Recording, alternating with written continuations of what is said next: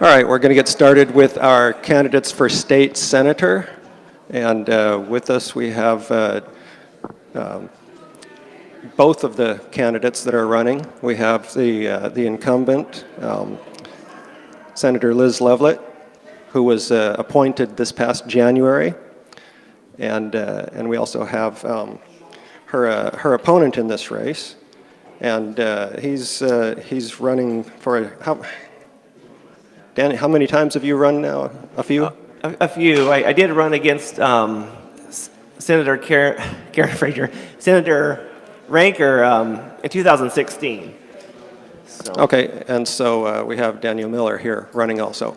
And could folks please take your conversations outside? We're having problems hearing even with the loudspeakers in here. Thank you. All right, my name again is Eric Trower. I'm Sudden Valley's board vice president. And a few years ago, Sudden Valley learned that the state has some influence with their lawmaking ability and its effect on Sudden Valley. And so immediately after that, I started organizing this type of forum for state level candidates. And we've been able to interface with them. We need to know who these candidates are and what they stand for, as much as we need these candidates to understand what Sudden Valley is about and what our needs are. And so I appreciate everybody coming and participating and greeting our candidates. So thank you all for coming. And I'd like to offer a 2-minute, please people in back, please, well, it's, okay. Could I have everyone take their conversations outside of this room, please, so that we can hear? Thank you. All right, I'd like to start with, I believe that the candidates have agreed on who's going to go first with their opening presentation. Okay, so I'm Daniel Miller, running for a state senator here in the 40th district. It's a special election. I'll be there if I get elected for 1 year. If I want to serve longer, I have to run again in 2020. What a beautiful spot this is, Sudden Valley. And then I also heard rumblings of a new building. A new building would be nice, but boy, the stories this must tell. I'm sure this has a lot of memories, a lot of good memories here. I don't know if they've done roller skating here, but it'd be a fun little roller skating rink. So I graduated from Evergreen State College in Olympia. I also attended the University of Washington. I've worked on my public service has been, I've raised money for cancer with Relay for Life. I've worked with community theater and also community dinners. And let me tell you, the Thanksgiving dinners were fantastic. I've also worked with public policy in Washington State and California. I'm a lifelong resident of the 40th District and San Juan County, but I have lived a number of years in Los Angeles. And there's a lot of issues going on with Los Angeles right now. Anyways, I look forward to your questions. Please ask some important questions. And without further ado, I'm Daniel Miller. Thank you. Hello, I'm Liz Lovelett, and I'm the current senator in the 40th District. As Eric mentioned, I was appointed in February to finish the remainder of the session. My background is I'm a fifth-generation Anacortes resident, so born and raised in the 40th, and I had spent a little over 5 years on the Anacortes City Council before being appointed to the legislature. So my background politically, I have worked on affordable housing issues. I could see a real need in Anacortes, and we see this around our whole region of having really high quality of life and really high land value. And that can often make it incredibly difficult to create housing opportunities for people. So seeing that need, I created a new council committee around affordable housing and community resources and authored our strategic plan, which is now being implemented through our development regulation update. Additionally, when I first got to office and provided we're a refinery district, we had a lot of people who were deeply concerned about the public safety elements around the the transport of oil by rail. And so I took that issue on and brought together our Department of Emergency Management and Ecology, Congressman Larson, the railroad, and the refineries together to have a really broad community conversation about the safety and management of those issues. So I have spent most of my career working on Blue-Green Alliance issues, so trying to bring in the workforce and labor community with the environmental community to talk about shared solutions to our environmental challenges and making sure that our economy and our workforce is protected as we make these changes in our energy. So currently in the Senate, I serve on the Transportation Committee, and as a subset, I'm on the Ferry Caucus. Additionally, I'm on the Local Government Committee and was just recently unanimously selected by my peers to be the Vice Chair of Energy, Environment, and Technology. So with that new position, my hope is to work on electrifying the ferries. We know we have, additionally in our area, some issues to solve around our levee situation with our schools, and we have all kinds of environmental challenges to take on. I also have a passion around the way that we access services, so I'd like to work on streamlining our DSHS paperwork to make that process easier for folks, not to make the barriers lower necessarily, but to have universal applications and making sure that we're expanding services to a point where people who are at the margins and lapsing into poverty have greater access to the services that they need in their time of need. So I love what I do, love living in Anacortes, but have thoroughly enjoyed being out here to all the far corners of the district, and just remember that I had not been out to Lakewood since I was a teenager, but driving past that, it brought back a lot of great memories. So I really appreciate that you guys are out here on a Sunday afternoon learning more about your candidates and participating in democracy. Additionally, I'm the mother of 2 daughters. They're 10 and 12. They're very excited about this process that I've been going through as a candidate on the campaign trail and visiting in the Senate. I'm the second youngest mom in Senate history, and that is a largely absent voice in our legislature. So I look forward to continuing to serve you and ready to answer your questions. Thank you both. And I'd like to just let people know that we are going to be finishing at 4 o'clock, just so that there's no disappointment in not getting your questions in time. I'd also like to say that candidates have other opportunities to speak with you here in Sudden Valley. I believe Senator Loveland is going to be here downstairs this week on Thursday evening. And so there's an opportunity, and she's going to be joined by another candidate that was on the stage earlier, Satpal Sidhu. And so there's opportunity for other candidates also to have space for these type of events. So they do want to hear what people have to say. And I know that we have our first question coming from Sonia. Hi. I'm sorry, I actually wasn't super prepared for a question, but I'm Sonia Vold. Hello, Senator Loveland. We've met. I'm one of the organizers for HB 1636 here in Sudden Valley, which is a bill that Representative Morris out of the 40th put forward to repeal the applicability of Wekiwa to pre-existing communities such as Sudden Valley. There's an opinion held by most of us that we feel that it is unconstitutional. It is no secret that piece of legislation where it ties assessments to the budget was written specifically targeting Sudden Valley in a court case that had just been settled in 2014 that the community had fought for many years to win our right to be able to vote on our dues increases, our assessment increases. And because of this piece of legislation and the size of our community, 3,146 members, that veto vote makes it virtually impossible for us to defeat a budget and assessment increase. In the last 18 months, we've seen our dues and assessments, they will go up based on the new 13% increase that's coming up. If we don't defeat this budget, they'll go up another 102% in 18 months. It's significant, and it's too much, and not only that, it's destabilizing the community. We've had realtors tell us that Bellingham realtors are not even showing property out here. We've got homes that sit on the market And people literally are worried that they're not going to be able to even afford homes anymore, that they're going to be priced out, have to move to apartments with little children, if they're fortunate enough to even afford that. So my concern is, obviously, so as you know, we put forward this petition that was voted on just last month, where over 2,000 members of the community voted, 1,985, wait, what's the number? 18, what is it?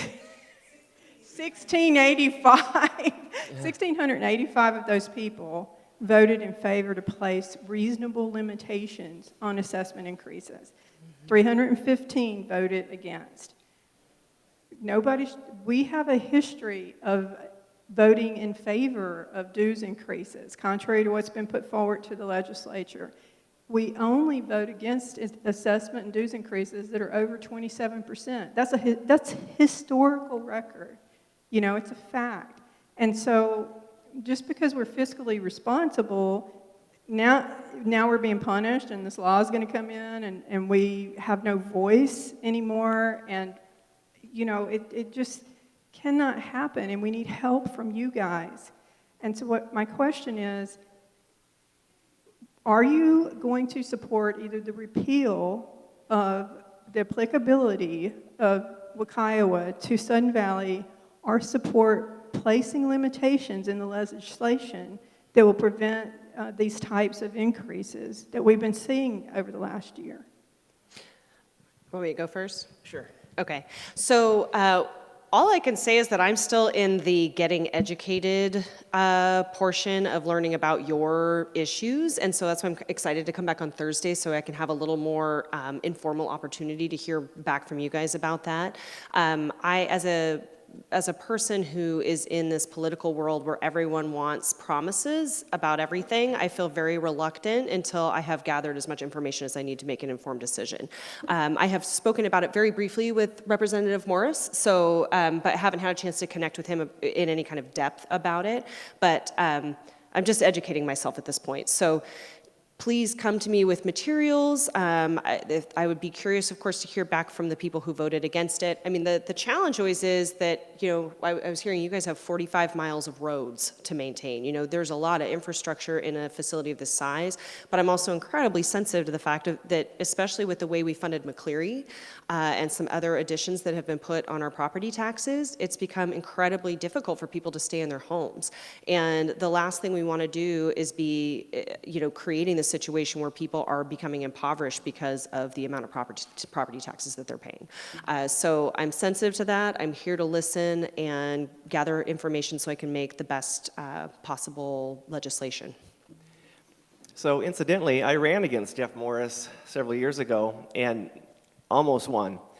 But let me tell you, I too am just starting to learn about this, and I am horrified though that it's, you know, going up so much. So I do support repealing, you know, the right of the taxes to keep going up. All across the country, taxes keep going up, taxes and fees, and we need to keep taxes and fees down. I think you should have the right to vote on it. Right, so I guess I'm sorry I didn't mean to make that one gentleman mad, but I really believe that taxes are getting out of hand in this country, and the thought of people having to keep increasing their HOA fees every year is just astounding to me. So I would vote that you, you know, the way what I'm hearing. So anyway, yeah, I'm sensitive to that as well. Thank you. Okay, thank you. We have one more question here. Thank you. My name is Raul Becerra. I was in contact with Mr. Morris for 2 years now, and I got an email back from him. I was disturbed by it, and I'll just read briefly. I don't want it, it's kind of lengthy, so I'll just make it short. He said, since Washington runs on a biennium, the bill is technically still alive and may be heard during chair's position would be welcome. It is highly unlikely, this is HB 1636, It's an amendment to alter the other law, 6175, SB 6175. So anyway, he goes on. I have requested an information opinion from the Attorney General Ferguson, which was denied. So we have a violation of the state constitutional law, Article 1, Section 23, and the Attorney General refuses to defend that, even against the legislature? And it's mostly, by the way, I took a roll call. It's not a Republican or Democrat against. It's just about representation of citizens of Washington. Sure. And mostly on the House, it was mostly Democrat, except for five, six Republicans. Senate, same thing. So we have a Representative Morris from District 40, and he also said, I'm sorry for the eternal anguish you are experiencing with your homeowners association. I cannot get involved in the internal politics, as I mentioned in my voicemail. I'm traveling on and off. So he can't get involved in we were crying out for help. This is back from the vote against the last dues increase. So he can't get involved, but he can get involved in circumventing a state constitutional law. He has time for that, but he doesn't have time to come down here and talk to us. So I'm not going to tell everybody how to vote, but he's definitely not going to be getting my vote.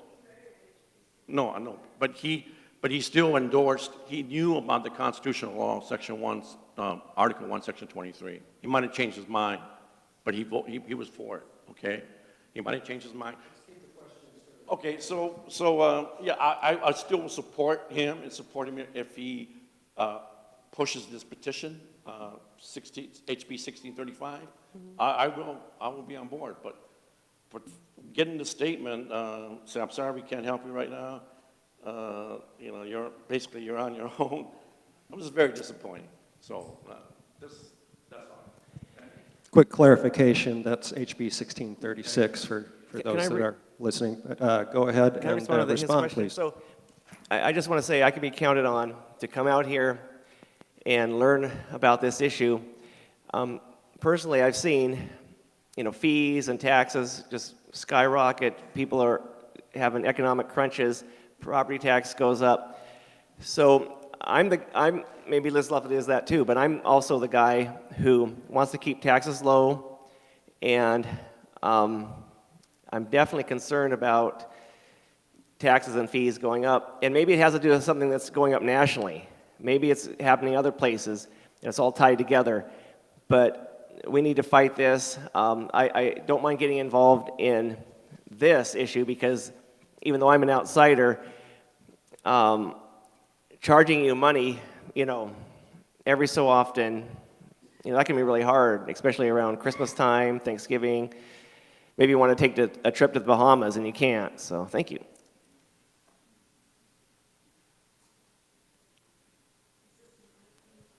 Okay, we have our next question.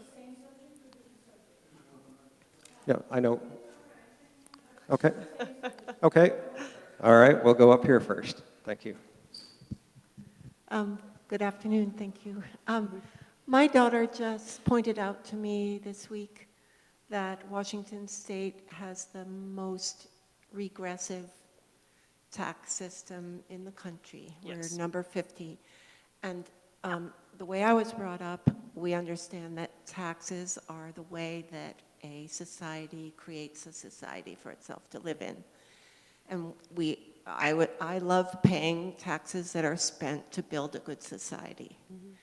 I think everyone should be charged as they're able to pay. And in Sudden Valley, as in probably many places, we are charged equally, as if we're all equally wealthy, as if our houses are equally valuable. Mm-hmm. And I think, statewide and nationally, we should be focusing on, making taxes fair so that people with more wherewithal are able to pay. They pay more, and people with less, struggling families, locally or everywhere, pay less. So is there any talk going on at the state level about fixing this situation? Thank you. Yes, there is absolutely conversations happening around this. One of the most challenging constraints we have is that our income tax is forbidden in our Constitution. So in order to have just a straight income tax like 44 other states have, we have to have 2/3 of the majority of both chambers in order to change that. Now, there was a recent Supreme Court case that some argue maybe opened the door to providing better equity in our tax structure by reevaluating that. I agree with you.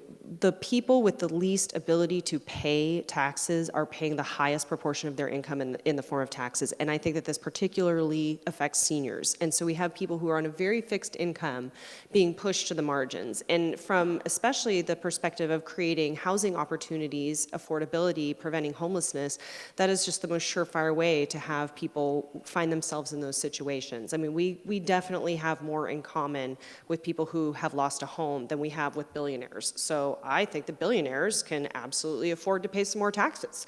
And so I am not afraid of pushing for things like capital gains. It is going to affect roughly 1,000 people in the whole state and generate, tens of millions of dollars in potential revenue. I am not afraid of taxes just in general. It's a big conversation we need to have, but we need to make sure that the burden of the changes in our tax structure are going to the places where they can afford it. One of the concepts that we have out there right now is an excess compensation tax. So if you are an employer that has employees that make $1 million or more, you would pay a payroll tax that would go to the state for the privilege of having people who are making more than $1 million in your company. So again, we're talking about targeting it to the places where you can most afford to pay for it. Mm-hmm. So, I too am concerned about senior citizens and trying to stay in their homes. People that lower incomes, but I come at it from a little different perspective. Of course, if you want to pay the fiddler, if you want to dance, you got to pay the fiddler. So, of course, we need a certain amount of taxes, but I am opposed to a state income tax, a capital gains tax. I don't want to raise any taxes in 2019. As a matter of fact, I want to look at possibly giving everyone in Washington State a tax rebate in 2019 or 2020, because I want to take some money from some of the investments, government investments. Taxes are very tricky. I can't solve that problem right now, tonight, but I don't really want to increase the taxing burden of people next year. Of course, anyway, so that's my answer on that. Thank you. Thank you for that question. We have another one right here. Hello. Thanks very much for being here. Okay, I've been a resident of Sudden Valley now for 27 years, and I came from other states. I lived in 5 different states. And one of the things I noticed back then, and 27 years ago, was there's no water commissioner in this state. Here we are 27 years later, there's still no water commissioner in this state. And I read the Gristle, which is in the Cascadia Weekly, and they're speaking almost weekly now about the problems of water. Okay, how it's distributed, how it's cared for, what it costs. Right. How come we don't even have a commissioner who's watching water in this state, this county, etc.? Thank you. Okay. Okay. So what state are you from then? New York. New York. Okay, fantastic. What a great state and a great city. As far as a water commissioner, I've never got that question before. I need to look at it a little further. I mean, a water commissioner might be an idea. I just need more research on that. But also, I'm not running for governor. I'm running for one of 49 legislators, which, the state senate. So I'm willing to think about that and ponder that, entertain that over coffee, and talk about that further with you. Thank you. Do you know if that's a common position in other states? Yes. Okay. Yeah, that's the first time I've heard that idea of having a specific person that's like an elected official that would be in charge of that. Right now, a lot of the water management runs through two agencies, Department of Ecology and Department of Health. And I think that one of the challenges that we have in Washington State is we have very different water forecasting and deliverance in different areas in the state, and especially as Hearst was applied, Skagit County was left out entirely because of our memorandum of agreement on our watershed there. So I think there's a lot of work to be done around the way we look at water as a public right, the way we look at it as the foundation of our ecology, and the way that we look at it as the sustaining element in all of our lives.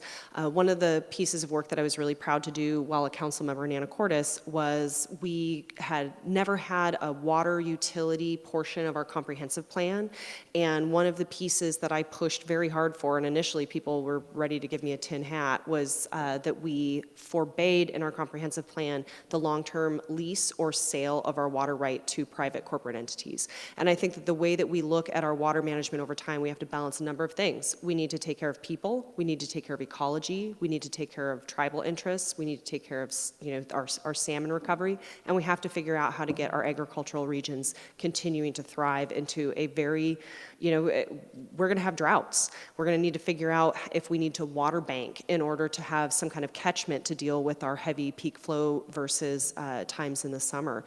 And I think we really have to be trying to forecast out into the future about what that's going to look like. So I think there's lots of roles, but I'd be curious to look at how that works in other states where they do have a water commissioner. I mean, my concern would be that if you have an elected person, I mean, is this a partisan or is this a nonpartisan role? Because that's going to make a huge difference in the way that has the potential to get arbitrated over time. So really just that foundational element of, people and ecology has to be the way we steer our water management. Thank you. We are 30 minutes away from wrapping it up, so we're moving along really well. I didn't want to go too long without asking my question. Oh, MC privilege. I'm the guy with the mic right now. So I'm wondering your feelings, both of you, on should Initiative 1000 be approved or rejected. Initiative 1000 is the affirmative action. I'm not sure if I'm supposed to talk about active ballot initiatives. Okay. Yeah, I mean, I'm constrained as a current member of the legislature, so. Okay, fair enough. Yeah. Yeah, I won't comment on that right now either. Okay, thanks. Yeah, there's several ballot initiatives out there that got to do your research on. I'm David Narcico. Just a little background. I've owned my house or my properties for about 30 years here in Sudden Valley. I was on the board of directors for 7 years. I also was on a board of directors for the 40th Legislative District and also chair of the 40th Legislative District for several years. Being on the board for a moment of the Sudden Valley, even before I got on the board in 2011, that was when this initial issue came up whenever a motion was made to combine our dues and the budget issue, which basically would have stripped away the rights of our community to vote on those dues and assessments. The sense is when people moved into the properties here, whenever you read through all the governing documents, one of them was we had a right to vote for our dues and assessments. And even if we wanted to make changes, there were aspects of the governing documents where we could make changes to address that. Now, combining the dues with the budget, of course, we have two different voting blocks. With the budget, everybody who is a member is considered, their vote is considered. And what's needed to be done is to reject a budget by a majority. The sense is, historically, we've rarely ever got that many people even to vote, let alone reject. The dues we had to pass by 60% of those who actually voted. This is, you had two different groups. And somehow, the legislature with WUCIOA, I mean, we had this situation in Sudden Valley in the past, and we had a court case, and we battled against it because I think the community at that time and the boards at that time all fought to reject that for a variety of reasons. The sense is they were looking out for the community members, so you had a checks and balance within the system. Because if you don't have that, the reality is, oh, we can all vote for the budget. The reality is that was a charade we played on ourselves every November. It was a kind of a running joke. The sense is, now WUCIOA has thrown us back into that situation once again. So here we are, trying to deal with that and some of the things we're talking about. The sense is, the thing that Raul brought up, Article 1, Section 23 says you don't change, have a de facto, or I'm sorry, after the fact, changing the rules of the game, if you will, after people have bought in, signed their contracts for their homes, after going through all these governing documents saying this is how we're going to operate the HOA. The legislature, I was on a board of directors, I never got notice that there was going to be any change. We got no communications, there were no hearings like this, town halls to say this is what's going to happen, this will be the effect and the impact. None of that occurred. Out of the clear blue on the board of directors one evening, they said, voila, guess what? You no longer have the right to vote for these things. What? There was no, as I mentioned, no communications. Now we're back into that situation, which is almost a joke, except there was such an outrage over this thing with the dues increases and the proposals, especially dealing with the board, which seemed to have shifted 180 degrees. In the past, as I mentioned, the board worked to protect the community members against that. Now it seems like the opposite case is the case. We had a huge number of people, the largest of my understanding in the history of Sudden Valley, which has been over 40 years, came out to vote. Not only did they vote on this thing, by an overwhelming majority of over 84% of the community said, wait a minute, this is outrageous. And the sense is, the legislature has put us into this situation. You almost have like a rebellion here. Like, how absurd is it that you would strip away the rights of our community members to vote on those things? And even within the board, I was on a board, we tried to say, tell you what, if we do it, let's accept 7% limit on those dues increases. The board wouldn't even accept 7% as a limit on that. This was last year, because we don't want to tie the hands of the board members. Even 7% doubles your dues in 10 years. The sense is, so we passed a bylaw on the 21st of September to have a limitation. And the board said, tell you what, we don't necessarily have to agree with that, because what WUCIOA basically says, you really don't legally have to pay attention to that. That's my understanding. So here we are, and you're our legislator. And the sense is, we've done what we could do overwhelmingly. We had 2/3 of all the community members come out, and that's a rarity here in Sudden Valley. And the sense is, we're doing all that we can do, and Sonia is a big leader in this, and the things that she spoke about earlier. I mean, those are a lot of the things that we went through. They help really pour out, get people to really understand and get involved in this process and vote in overwhelming numbers. Like, what does it take to make a change, for God's sake? That's the question. Well, Hey, excuse me, please. audience. Let's be courteous of the candidate's time.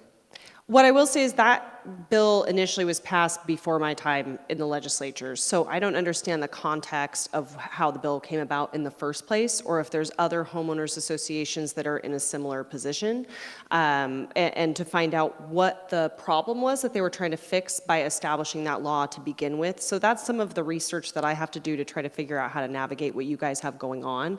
One of the challenges that we have is that you're not supposed to create laws that specifically isolate like one homeowners association, for example, so to try to figure out how to navigate that.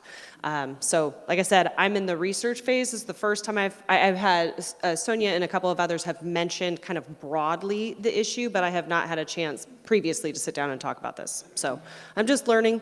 So I'm open to, obviously you guys are, this is a huge deal, and I'm not sure what you're constrained by in your bylaws that would make it so that people are not having the ability to vote. Oh, I still need, if I could answer, I mean, I don't want to interrupt, I believe in free speech, but I was trying to say that I support the people of Sudden Valley being able to vote on fee increases, HOA increases. I think it's really terrible that the board has dissolved that. I'm very cognizant of fees going up across this country, and people are really angry across this country. But let me say this. Who are the board members? How much is their budget?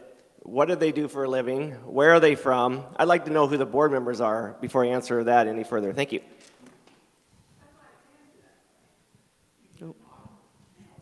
Hi, my name is Scott Walsh, and I'm going to change the subject totally.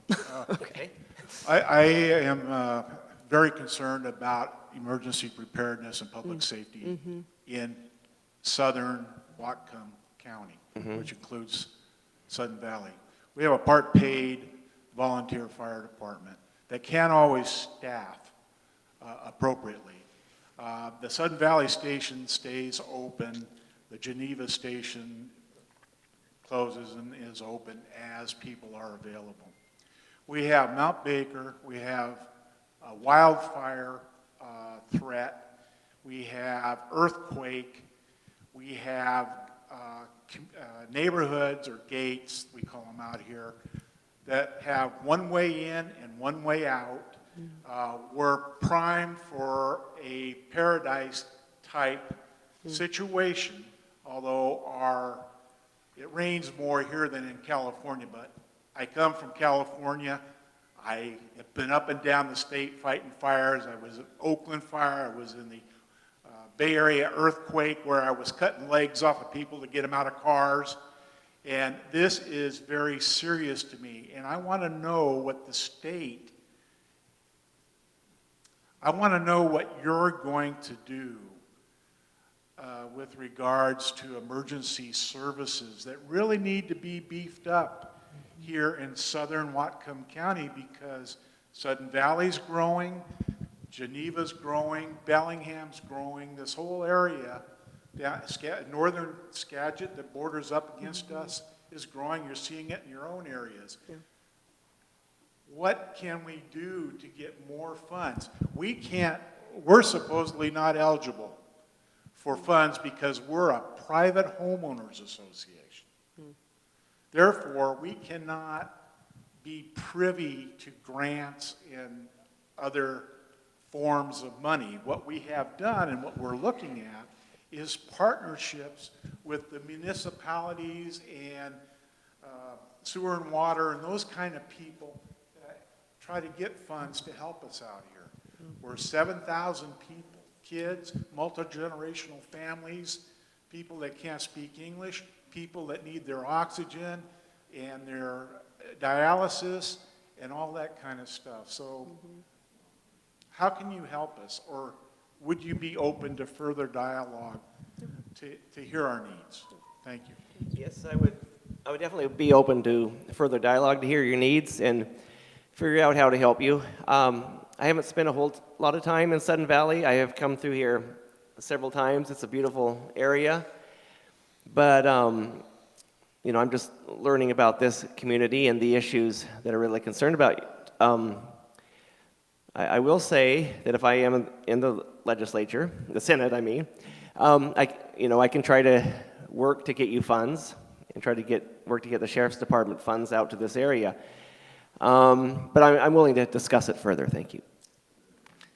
So a few things. One of the things that probably you guys need in terms of your planning mechanisms is making sure that you are creating the woodland urban interface areas that are better resistant to fires spreading from the forest into the neighborhood. So I'm not sure if you guys have anything like that in place planning wise.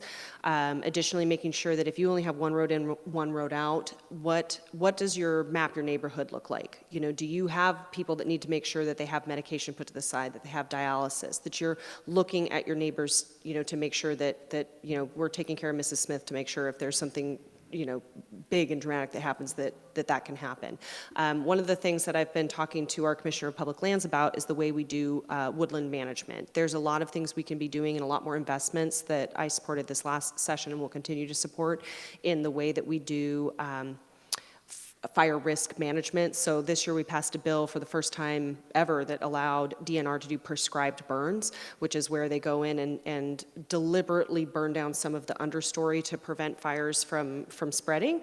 And DNR is also working on a program to create opportunities for cross-laminated timber. So that's where they pull out some of the smaller width diseased trees that tend to create bigger fire hazard, and they can actually use them as they laminate together to create timber to be used in construction. Additionally, last year, as Sheriff Elfo alluded to, this last session I championed getting $1 million for Skagit County's emergency management response communications equipment, and I'm exploring how we could do something similar for Whatcom County to make sure that when we are in our time of need, that we have the ability to communicate directly from all of the first responders to get a better response. I think additionally there's work to be done about the way that we compensate our volunteer firefighter teams. I mean, when I work with my professional firefighters, so I'm endorsed by Anacortes, Mount Vernon, and Bellingham firefighters, you know, the Whatcom County Fire District. And what we've talked about is that, you know, on the city teams, they can do search and rescue. There's, you know, sometimes they do like hazardous materials firefighting training, but it's a completely different skill set to do woodland fire. And so making sure that we have those trained people in place for if that kind of emergency happens. Thank you. Do we have anyone that has not asked a question yet that would like to? One? Got one? And we, depending on how long it takes to get to the actual question, we might only have time for about one more.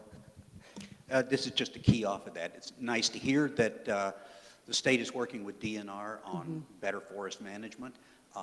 Just to let you know, DNR had a huge role on the north side of Lake Whatcom for ever in a day. And recently there was a reconveyance. That land is now back in the control of the county. And very little of the land around here is actually under control of DNR. There is another section of forest that is privately owned and does get logged still from time to time, although it's being integrated into the county park department. So the question is, do some of these new forest management plans allow counties to better manage their own heavily forested parkland? That's a great question, and to be honest, I don't have a very clear answer for that, but I've been working with both, basically primarily with DNR, because in our area we have something like 10,000 small forest landowners, and so one of the things that I've been working on is that we just atrophied one position within that organization that works specifically with the WSU Extension facility in Mount Vernon that helped educate those small forest landowners about how to do forest health practices, how to avoid pests and diseases, and how to selectively log in order to create better forest health, generally speaking. So I have heard loud and clear that that is a need in our area, and that would then be applying to those kinds of areas that are not owned by DNR, because DNR is mostly the primary amount of land that they own is in eastern Washington, and then on our side of the Cascades, it's mostly aquatic lands. So, but the main constraint that we have is that after the recession, Department of Fish and Wildlife, DNR, state parks, and our public health program took the biggest possible cuts during the recession, and we're just now getting to a place where those are starting to get capitalized again. So we know we have positions that need to be filled, we know we have facilities that need to be upgraded, and there's a whole lot of basically deferred maintenance in these sorts of areas that has to be accounted for. So I think there's quite a few of us, because there's only a handful of us in the Senate side that are actually represent rural areas. Most of them are out of King and Pierce County. So we have a very different lens on the way forest management needs to happen. And then, you know, coupling that with like the timber revenues that go into our school districts in these rural areas. I mean, there's a lot of moving parts to that. So absolutely something that I have on my radar and will continue to work on. So, yeah, I'm willing to research that as well. Forest management is very tricky, and there's a lot of things going on with forest management. I've, you know, worked with people that have been involved with forest management. So, if I'm not mistaken, you're saying, will the county have more jurisdiction over the DNR land? Is that what you're saying? I mean, I don't want to take too much time, but... Not quite. Okay. The county now manages that land. It belongs to the county once again. I believe the title always remained in the county, but DNR managed it completely. Okay. Now the county manages it again. Sure. So can the county get access to the new standards that apply to DNR managed land, or any of the assistance that DNR might have or might be providing to other forest owners? It's just a better coordination amongst those two, that's all. Yeah, my answer to that would be I assume that they can. I believe they can. Thank you.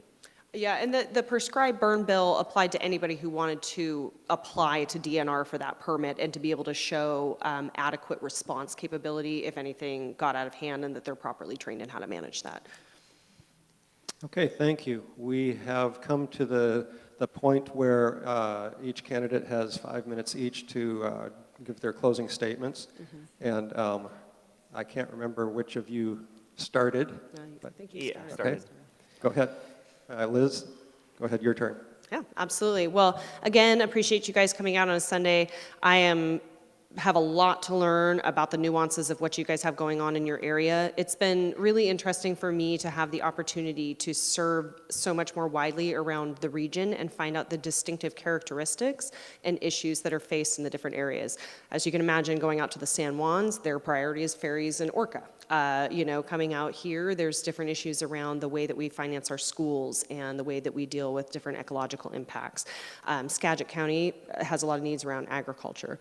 So, you know, it's been really great for me to have the opportunity to hear back from people and to try to be responsive to those needs. So I'll just continue to look forward to getting more information about the particular nuances of the issue you guys have unfolding here, and look forward to seeing hopefully some of you on Thursday. I love stuff on paper.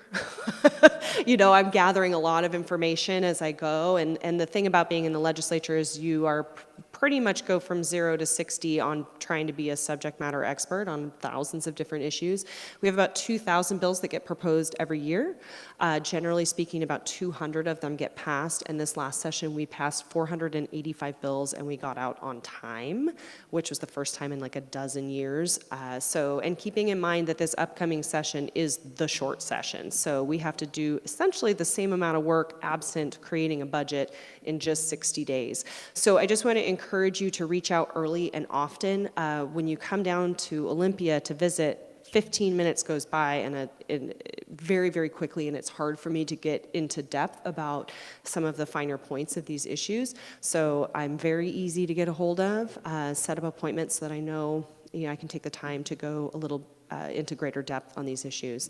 I appreciate the support that I received in the primary, and I really love what I do. I'm a policy wonk. I mean, of all the candidates that are out there, I started as owning a record store in Anacortes. I used to own the business, and that was my platform for learning kind of how my community was working, what kind of things they were interested in.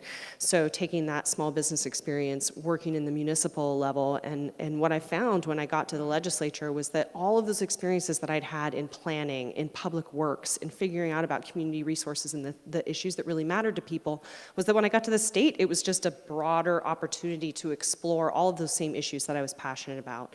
And I'm so excited to have the opportunity to work on things like electrifying our ferry system.